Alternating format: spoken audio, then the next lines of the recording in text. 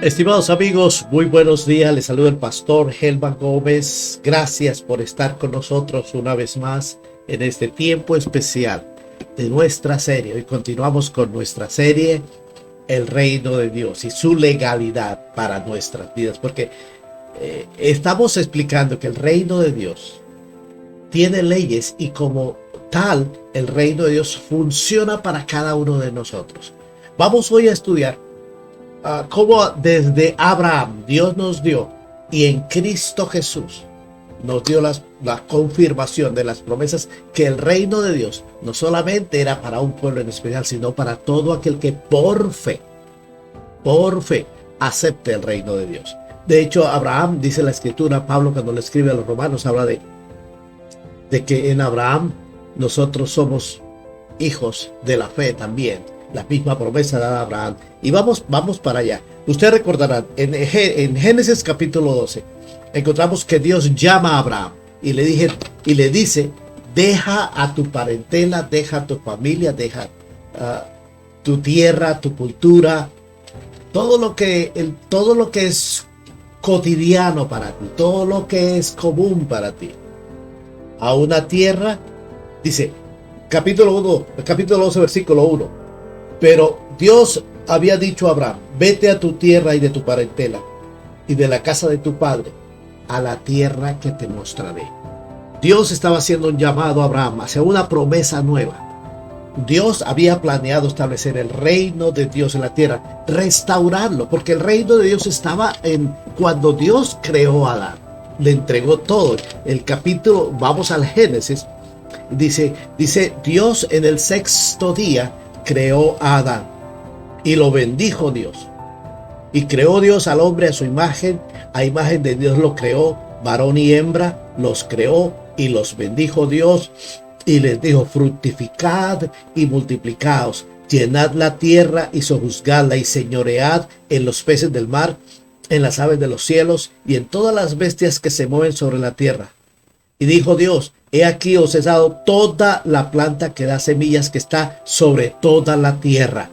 Y todo árbol en que hay fruto y que da semilla os serán para comer. Y a toda bestia de la tierra, y a todas las aves de los cielos, y a todo lo que se arrastra sobre la tierra en que hay vida, toda planta verde le será para comer. Y fue así. Y vio Dios todo lo que había hecho, y aquí era bueno en gran manera. Y fue la tarde y la mañana del sexto día. Dios creó a Adán en el sexto día. ¿Por qué Dios lo creó en el sexto día? Porque primero le creó todo el ambiente, todo lo que necesitaba para que tuviese una vida próspera, para que tuviese una vida llena de provisión. Él no tenía que preocuparse por nada.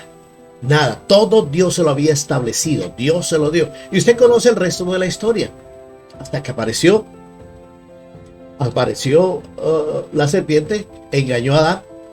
Y todo el reino, por causa de Adán, el reino se le fue dado al enemigo.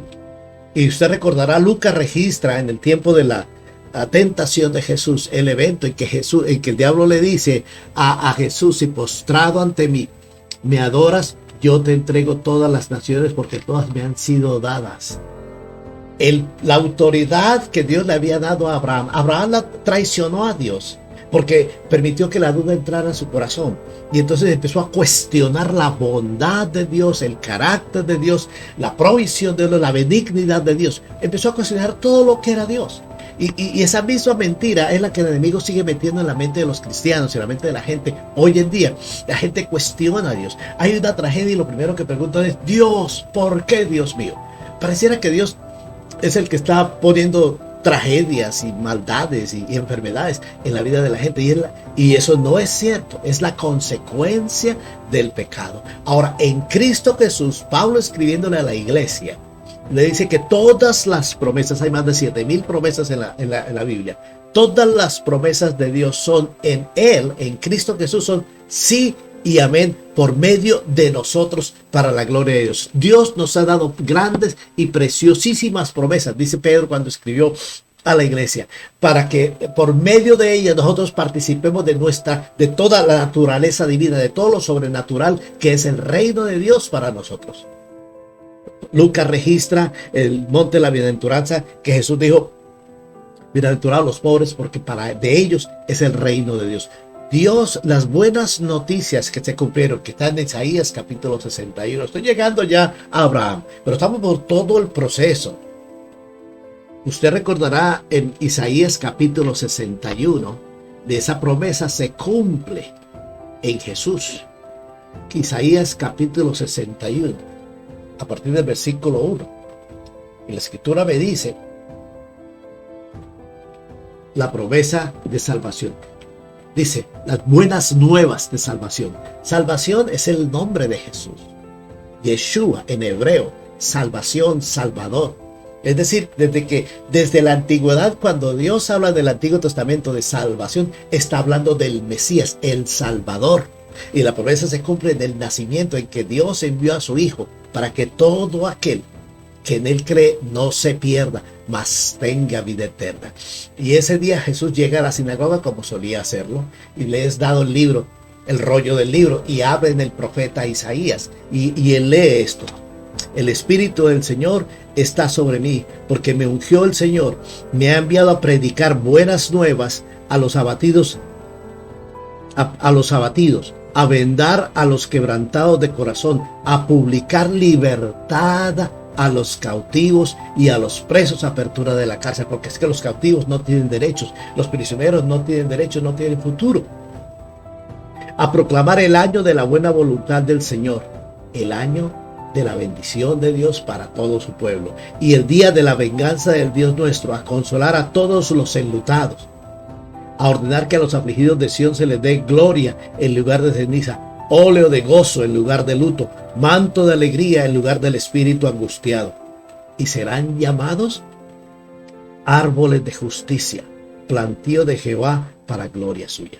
Entonces, encontramos en la palabra de Dios que Dios nos dio la promesa, nos dio su promesa. Él nos ha dado por medio de Jesucristo grandes y valiosísimas promesas para que usted y yo podamos entonces recibir. Por eso es importante que renovemos nuestra mente. Nuestra mente tiene que estar renovada cada día. Nuestra mente ese es un trabajo que la misma Biblia nos exhorta, renovar. No nos conformemos a este mundo. No nos conformemos a este mundo. Tenemos que renovar nuestra mente para que al renovar nuestra mente, nuestra manera de percibir la sobrenatural de Dios, entonces sea transformada. Vamos entonces ahora al libro de Romanos, en el capítulo 4. Pablo, escribiéndole a los romanos, nos habla de la herencia que nosotros tenemos por medio de Abraham. Y dice del versículo 13, vamos a leer en el versículo 13. Pablo dice así: porque no por la ley fue dada a Abraham o a su descendencia la promesa de que sería heredero del mundo, sino por la justicia de la fe. Porque si los que son de la ley son los herederos, vana resulta la fe y anulada la promesa. Pues la ley produce ira, pero donde no hay ley, tampoco hay transgresión. Por tanto, es por fe, para que sea por gracia, a fin de que la promesa sea firme para toda su descendencia. No solamente para la que es de la ley, sino también para los que son de la fe de Abraham, sino también para la que es de la fe de Abraham, el cual es Padre de todos nosotros. Como está escrito: te he puesto por padre de muchas gentes delante de Dios, a quien creyó, el cual da vida a los muertos y llama las cosas que no son como si fuesen. Él creyó en esperanza contra esperanza para llegar a ser padre de muchas gentes, conforme a lo que se le había dicho: así será tu descendencia. Y no se debilitó en la fe al considerar su cuerpo, que estaba ya como muerto, siendo de casi 100 años, sobre la esterilidad de la matriz de Sara. Tampoco dudó por incredulidad de la promesa de Dios, sino que se fortaleció en fe, dando gloria a Dios, plenamente convencido de que era también poderoso para hacer todo lo que había prometido. Por lo cual también su fe le fue contada por justicia. Es lo que Dios quiere que usted y yo entonces entendamos en esta hora.